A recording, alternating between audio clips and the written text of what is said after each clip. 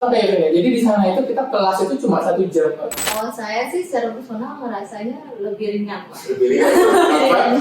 Sama lebih ringan ya. Ya, saya rasa lebih ringan itu bukan karena tidak berat ya, tapi karena mereka pintar sih.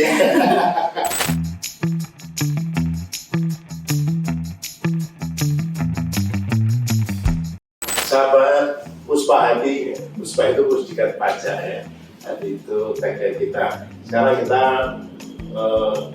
mau ngobrol berdua ini dengan apa istilahnya, fresh graduate atau fresh graduate. Alhamdulillah. Iya. Kenapa dulu dong? Dari yang cewek dulu, cowok dulu. Oh iya.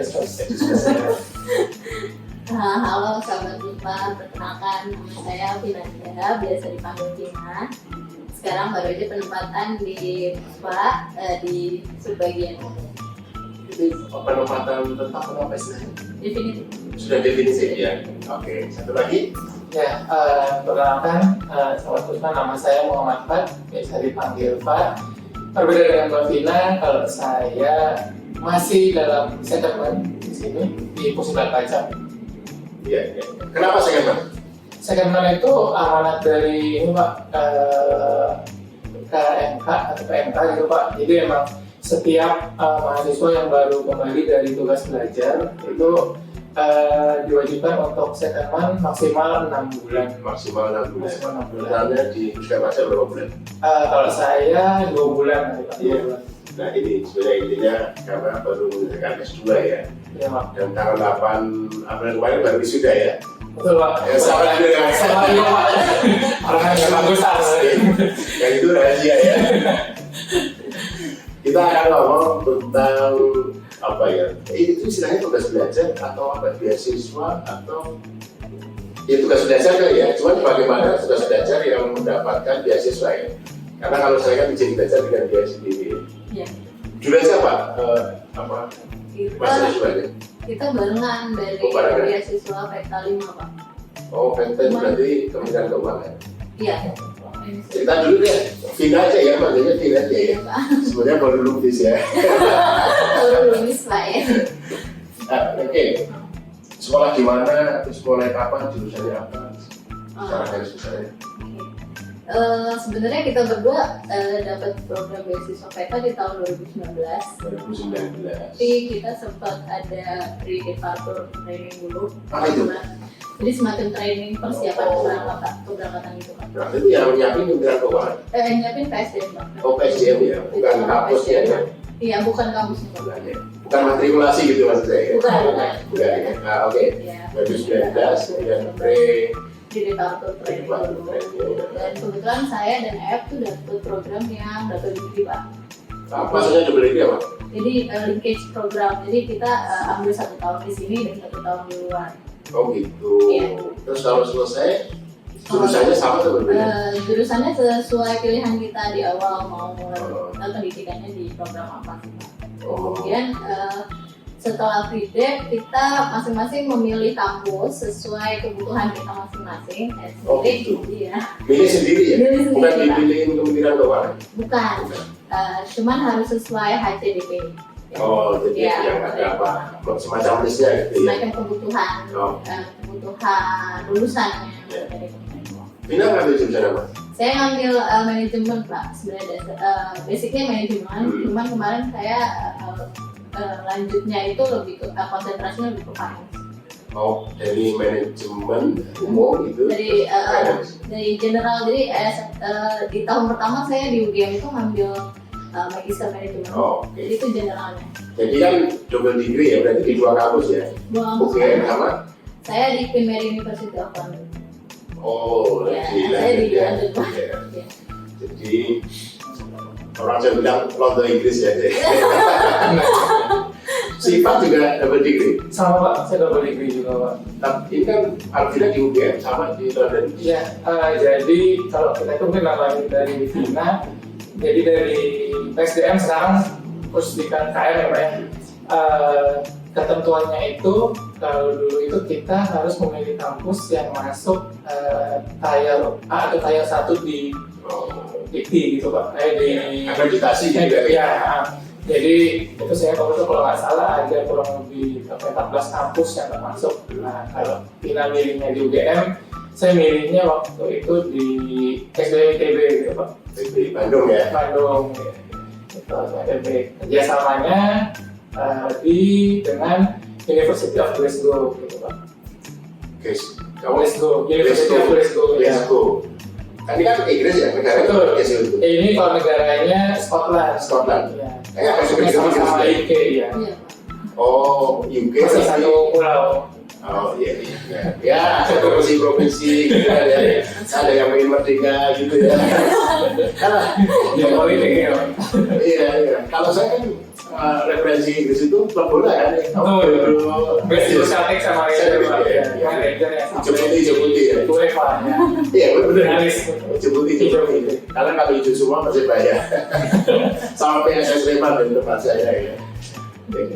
Mungkin saya tanya yang di Pak bilang kita dulu ketika di UK terpapar virus sepak bola ya? Pasti Pak. Soalnya di UK itu orangnya kan mereka tuh kayak fanatik bola gitu ya. Oh. Jadi ya emang suka banget bola dari yang anak kecil sampai orang udah sepuh-sepuh gitu Pak. Itu kan suka banget bola. Kebetulan saya sama suami juga, jadi suami itu suka bola. Bawa ya. Walaupun dia dokternya bukan Liga Inggris ya Pak, dia lebih ke Liga Italia gitu. Tapi akhirnya suka juga Pak, karena kebetulan kami tinggal tuh dekat banget sama West Ham. Oh, West Ham. Iya, saya bilang. Ya lumayan lah ya. Iya. Jadi sekarang masih di atas yang bisa ini ya. udah agak turun ya makanya prestasinya di musim ini, cuman akhirnya dia jadi fansnya West Ham. West Ham ya.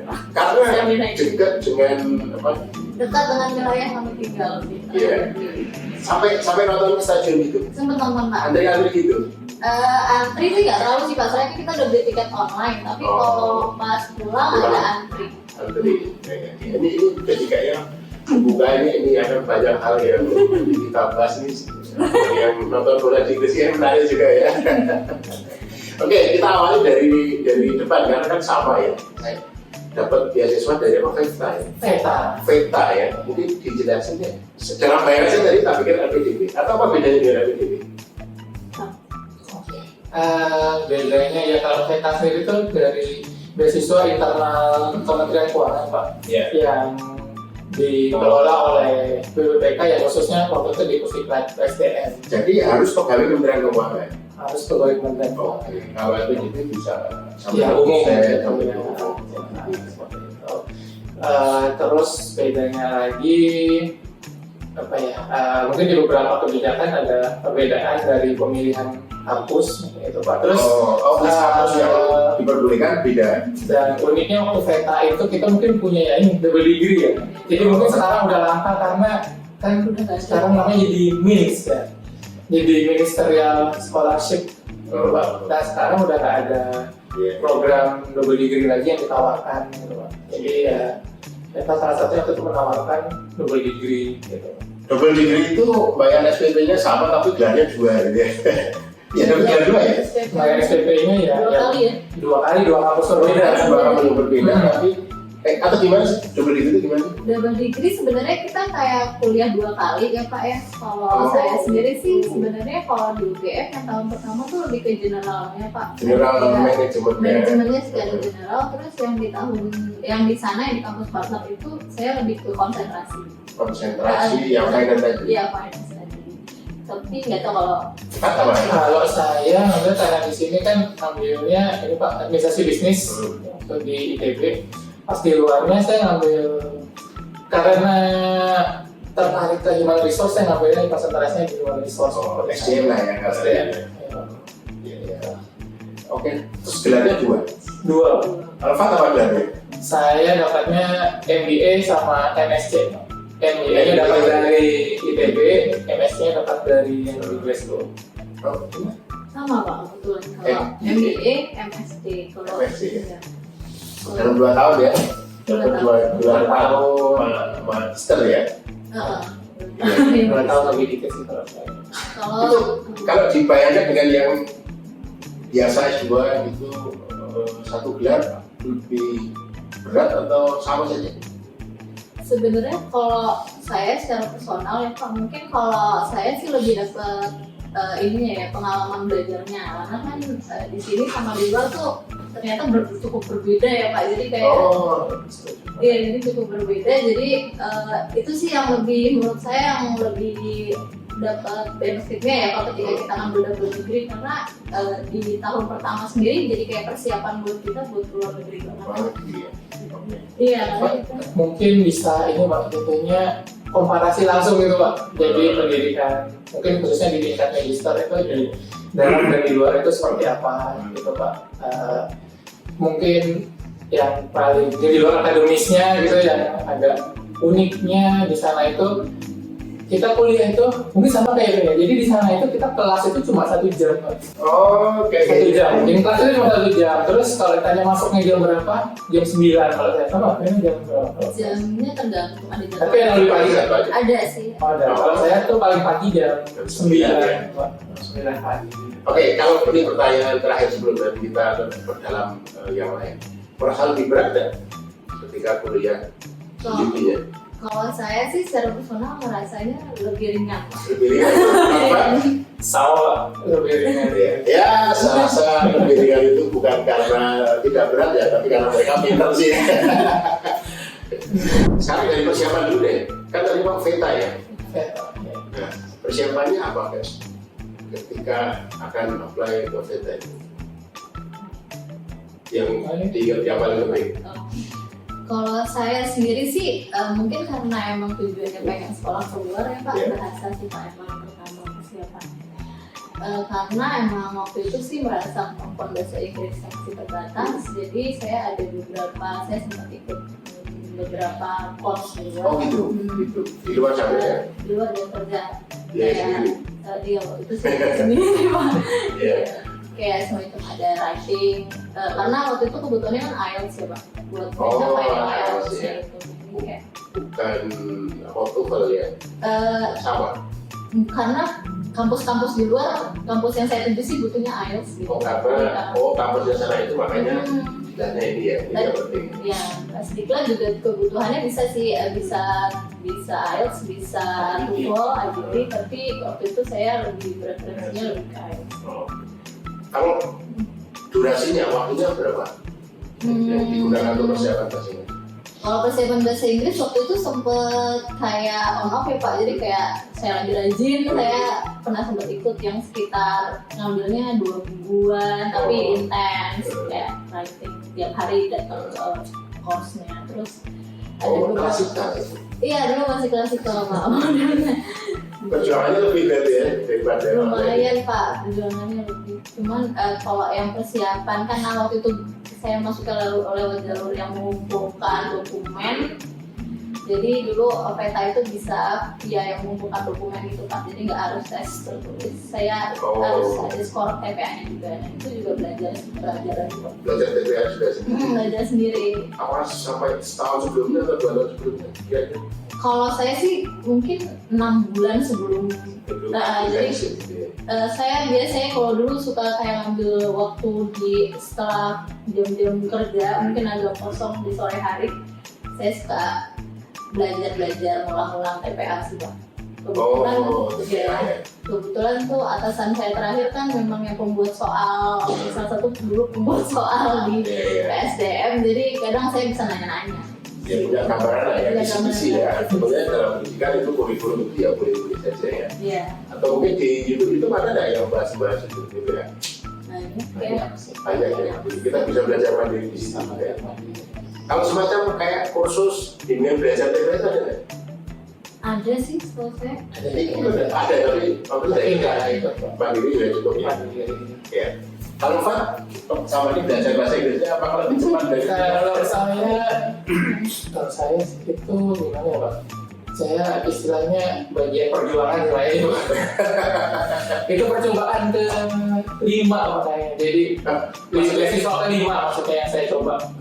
Yang 4 gagal? Yang 4-nya itu ya gagal dengan berbagai alasan lah. Iya seperti itu Pak. Intinya gagal ya? Ya ini gagal. Sebentar. Kalau kita berapa kali sampai lolos coba ya?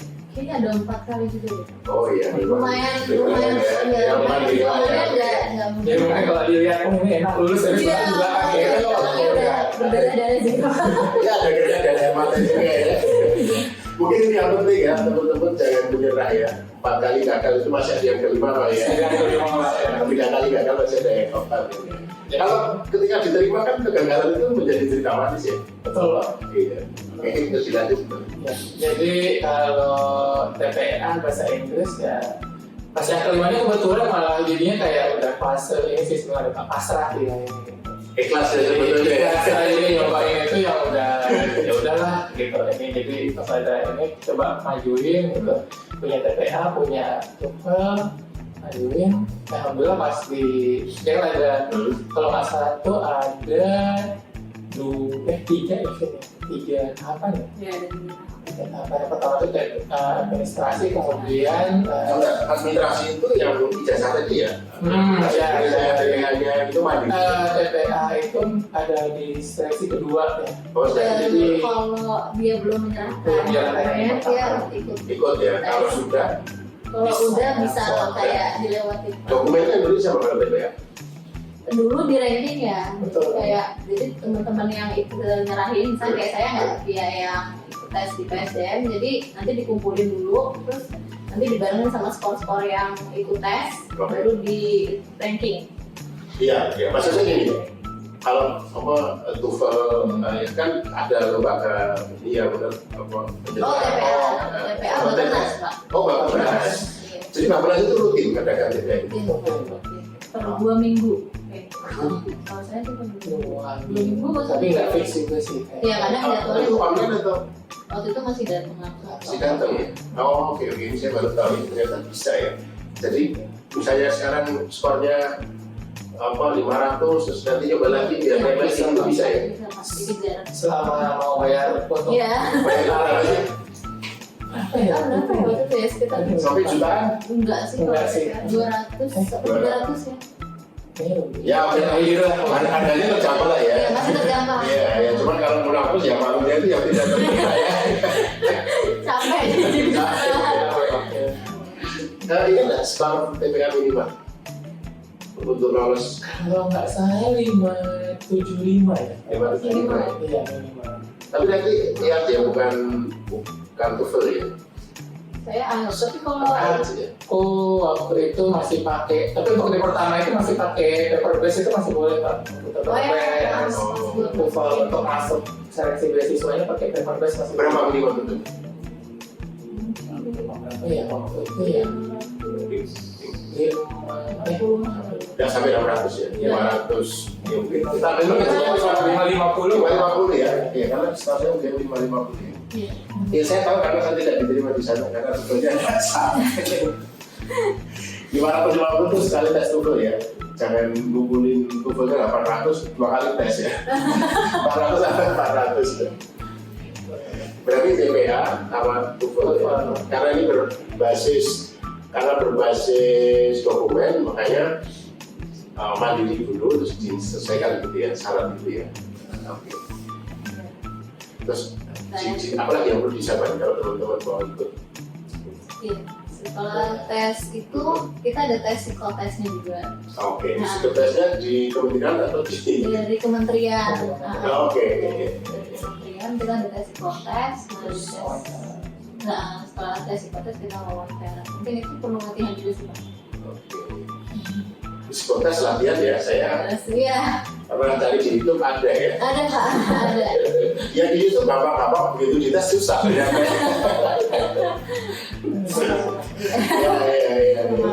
Wawancara juga sih Pak. Kadang kita kalau nggak latihan mungkin pas ketemu sama pewawancaranya nggak nervous juga. Maksudnya latihan bicara dengan orang itu? Iya, saya latihan sih kalau saya. Latihan? Saya Iya Pak. Nanti ya Pak. Dengan siapa?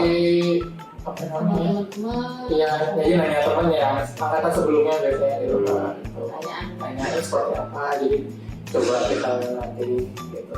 Ngomongnya kadang-kadang tiba-tiba itu kita nggak tahu tuh wawancara tuh kadang ada yang nanya langsung bahasa Inggris gitu Pak. Terus kayak ditanya alasannya kamu ini untuk apa nanti gitu Pak, jurusan yang dipilih apa gitu, jadi biar ada lebih persiapan gitu. Oh, iya. Oke, saya rasa itu ya teman-teman persiapannya ya. karena ini berbasis dokumen, maka dokumen dilengkapi dulu, cari nilai yang maksimal, kayaknya belajar gitu ya. Dan meskipun, bukan meskipun ya, sudah berjuang 3 dan 4 kali ya, masih tetap harus secara benar dan harus belajar juga ya. Nah untuk psikotes dan wawancara pun harus persiapan ya, bahkan berlatih ya. Saya setuju sih ya, kalau wawancara mungkin di pikiran kita jernih ya, tapi kan tidak semua omongan itu apa yang ada di pikiran ya. Jadi kayaknya perlu latihan ya. Teman-teman kayaknya kalau sudah sampai wawancara perlu latihan ya. Kalau agak introvert tidak ada teman, ngomong dengan diri sendiri cermin ya. Mudah-mudahan ketika wawancaranya lancar ya. Tadi kan sudah persyaratan dan terpenuhi dipanggil ya, sudah sampai ke wawancara, terus akhirnya terpilih kan. Nah ketika sudah terpilih kan sudah seleksi dari semua pelamar kan, yang terbaik kan. Apakah cukup persiapan yang sudah dilakukan sebelum pendaftaran tadi untuk kuliah di dalam negeri dulu baru luar negeri ya? Atau ada program antara misalnya? Nah ini menarik sih Pak sebenarnya. Jadi ternyata kalau saya pribadi sih menganggapnya kan ketika kita kuliah di luar itu ada persyaratan lagi gitu Pak.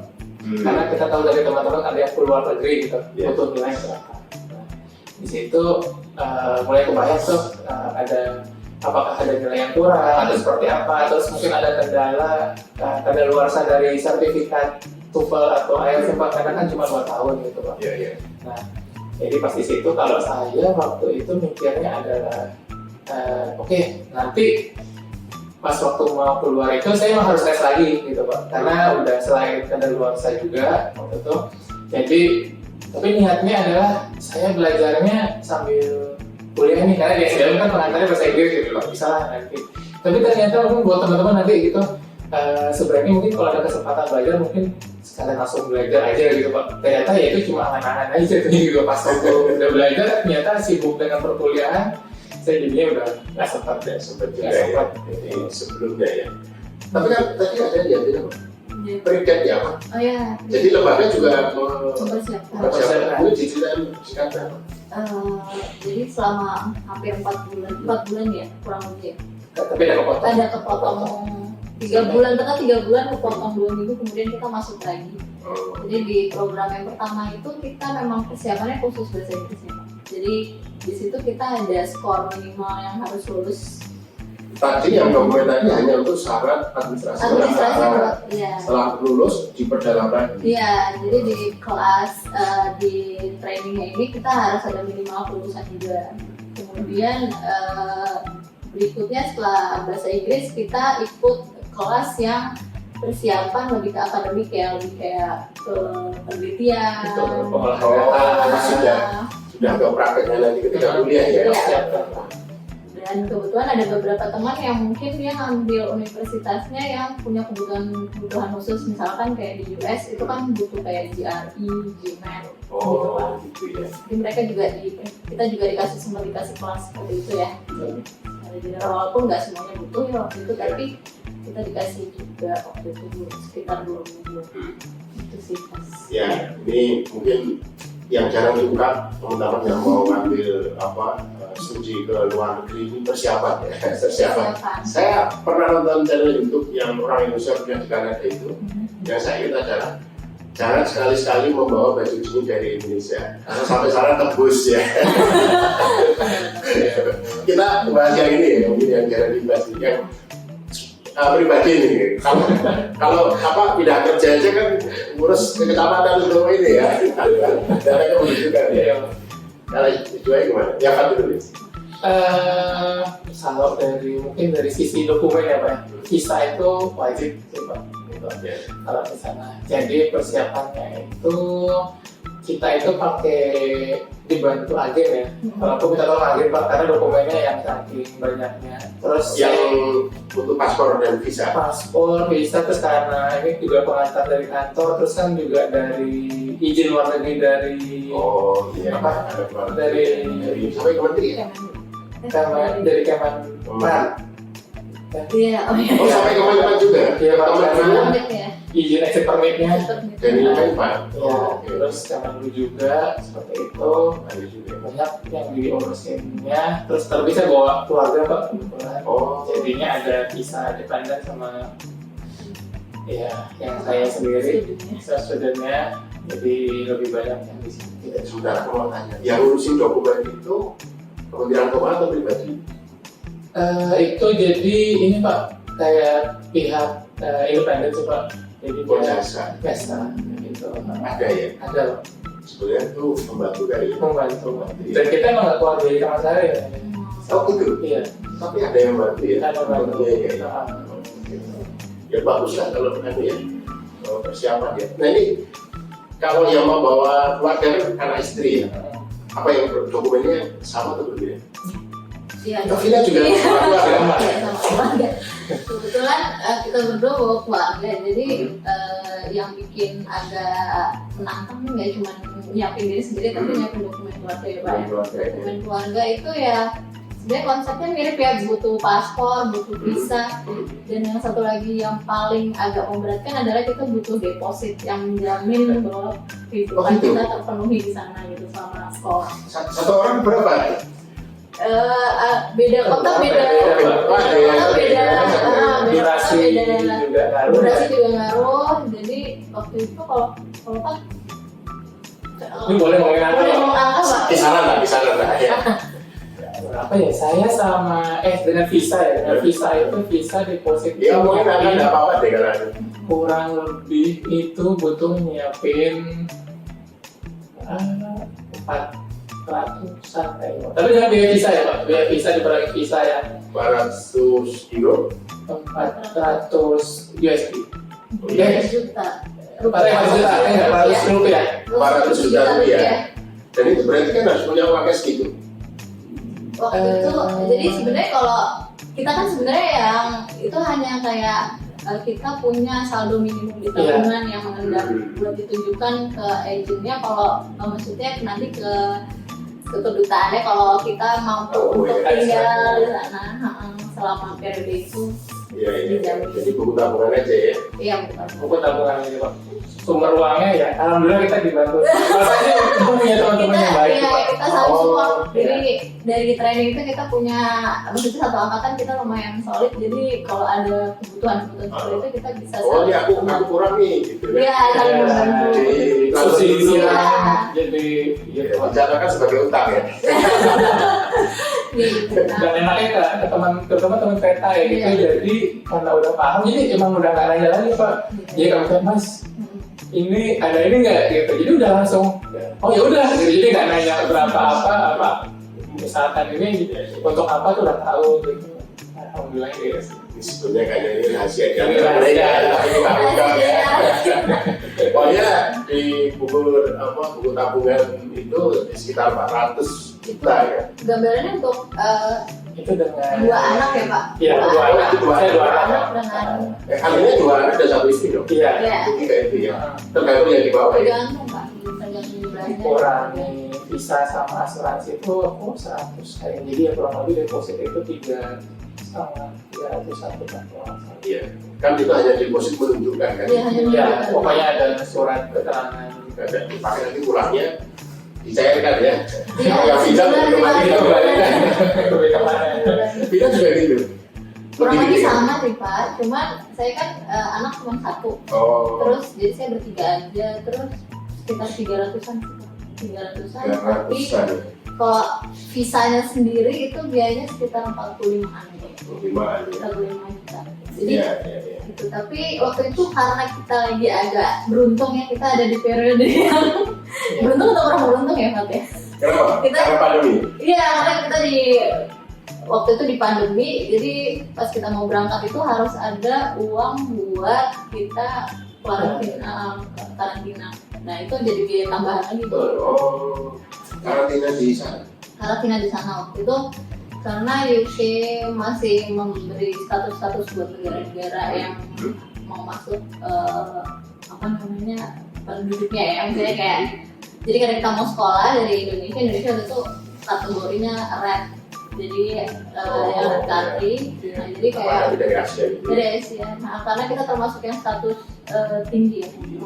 Kemudian akhirnya waktu itu kita untuk masuk itu kita harus karantina hotel sekitar 2 minggu.